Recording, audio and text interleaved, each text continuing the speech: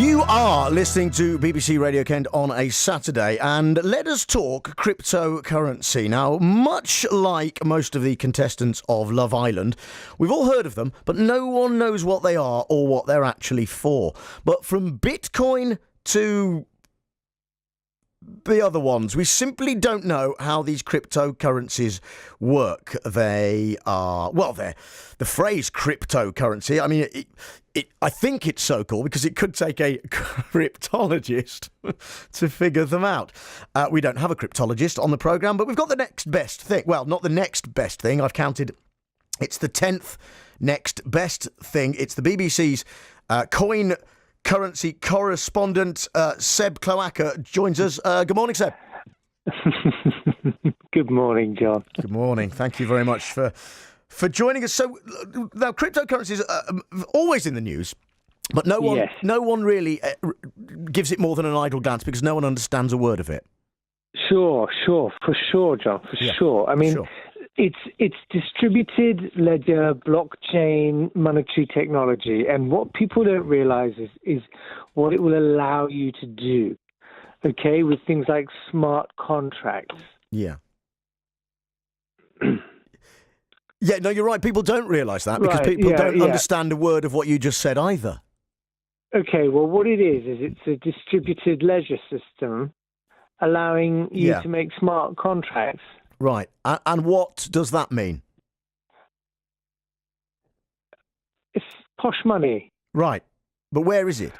Well, okay. Well, it's nowhere and everywhere all at once. It's all around us. Like Jesus.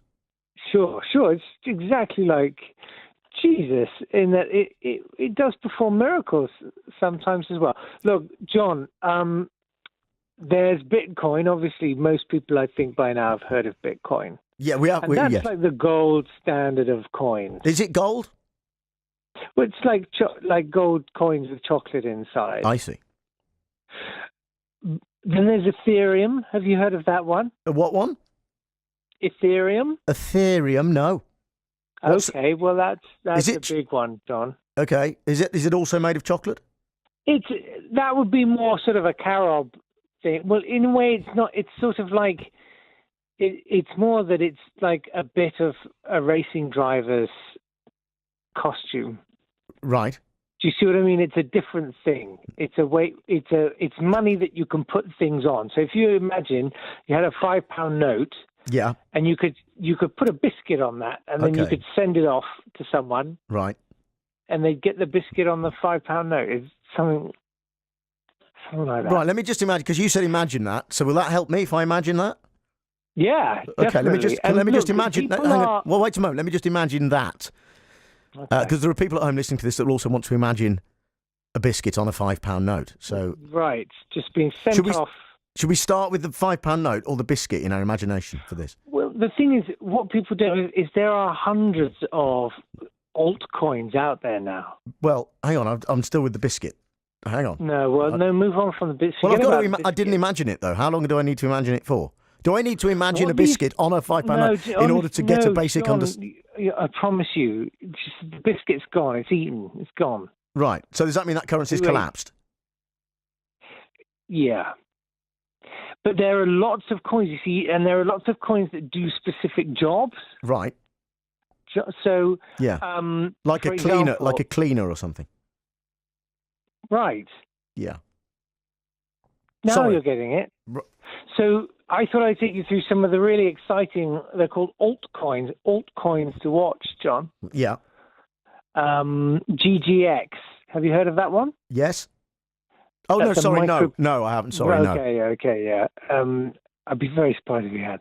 That's a micropayment system for horses. Now, look, we've all been there, John. Yeah. Maybe you're overtaking a horse in your car and you think, that's a nice horse, I'd buy that horse a beer. Yeah. GGX makes that whole process an awful lot easier. That's good news, isn't it, for people who like to buy alcohol for equines, because I have been there, you're right, myself, and sometimes when you go into a pub with a horse, we all know what happens, John. You all know what happens there, don't you? But it is difficult to buy beer for a horse.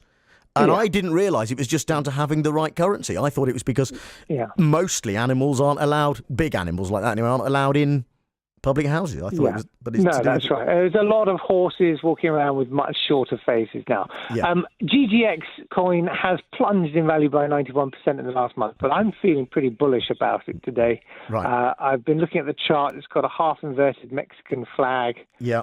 With a rabbit on its chart. So it's a matter of time, I think, before that one bounces back. Well, hang on a minute. Is this? I'm confused now because we had a biscuit. And I've let that go. To be honest, I've let the biscuit go, like you said. But then we had a horse. But then was the horse bullish? It had horns or something? It's a bullish horse coin, not the horse, but the coin is a bull. The coin is a bull. Yeah. Yes, you are making it clearer. Whereas, I've got a banana that's like a bear. Yeah. So bananium. Have you heard about bananium? Bananium. Yeah. So that's a way of delivering. Sorry. No. Go ahead. No, because I'm here to help, John. Well, I was going to ask you about chimpanzenium. Because I've got chimpanzenium, but I was using it because I thought that too was like a bear at one point. Right. But it turned out chimpanzenium has been surpassed by bananium. It's sort of doing everything that chimpanzenium did, but more. Bananium is working on a means clarity. Sorry, because I'm here to help. Chimpanzenium, in real terms, ate the market for bananium, did it not? No. It's the other way around. Bananium has taken the chimpanzenium market. Right. And they're working on a new system. So we all know what chimpanzenium did, but bananium is working on a means of delivering bananas through the internet. So literally, there'll be a flap on your phone and you download the banana. Now, the idea is that you could then send bananas to, say, an orphaned orangutan in a palm oil plantation if they've got a mobile phone running Android KitKat or above. Is that Kit Kat? Is that the 2-finger Kit Kat or the 4-finger version? Kit Kat 2 or 4? I always take 4 fingers. Do you? Right. Yes. Oh, without a doubt. Now, admittedly, there hasn't been much movement on that, but they do claim they managed to make someone's phone slightly smell of bananas. Yeah. Is this the self-peel? When it comes out the bottom of the phone, the banana self-peels. Is that the update? I mean, there's a lot of rumour and gossip about that, but I think that's a long way off, John. Okay. Thonks. THONXX. Thonks. Yeah. Now, thonks. This is an interesting coin. We've all found a thong in a hotel room. Yeah. Haven't we? Perhaps in a drawer or down the back of a bed. Well, Thonks have developed an app that would let you scan it with your phone and trace its owner back through the blockchain. Right. So, sorry, what's a blockchain again? It's a distributed ledger system of encrypted currency distribution. Right. So you can then do the right thing and return the thong to its rightful owner. Yeah, exactly. Yeah. Could there be, because a lot of people are talking about this, because it's all technology, it's all in the ether, isn't it? And we don't know what happens. Is there a danger? A lot of people are getting in touch about this. Is there a danger that you'd want to send a banana to an orphan orangutan, but because of a mix-up in the ether, you end up sending a thong to an orangutan. Yeah. And a banana you send an orangutan to well, let's not. A biscuit. Yeah. Yeah, it could be horrendous. Yeah. But is there anything in place to stop that happening? That's because people will be worried. People don't understand cryptocurrency, and when you start looking at it like we're doing, nothing to be scared of, John. And I'm just here to help. It's a distributed ledger. Right. Is there? Bantex Lite. That's the one to watch for. Bantex Lite would streamline and automate banter exchange between bankers, speeding up almost all financial transactions by about 300%. Right. But a quick tip: do go for Bantex Lite because Bantex, the original, does include some racism. Now that forked in November. That was a hard fork. It was a Christmas party. Right. Okay. And this does the new version of Bantex come without inherent sexism, or is it still? Are they still trying to get rid of that? Well, there's some dispute within the Bantex community as to whether it should include sexism. I think we're very much looking towards potentially another hard fork. And there'll be a Bantex Lite, which will be devoid of sexism. Good. Well, I think most people will be looking forward to that. It's definitely worth worth your consideration as an investment. Okay. But do bear in mind that all of these things are absolutely going to the wall. Yeah. I want to ask you about the new, because this has put, in terms of money, anyway, this has put a lot of pressure on the international markets, hasn't it? Because if people are now using, and this is Easter themed, and we mentioned it, people are now gone back to the barter system. This is Bartex, isn't it? We're looking at here, Bartex, where instead of coin, people are going back to a pre-money era and trading now in goats, rabbits, sheeps, that sort of thing. And I was going to ask you, in terms of, if you now have to carry around say Unrabbit with you as currency, will that, as some suspect, lead to bigger pocket design, and is that a boost, financially speaking, for the trouser design industry?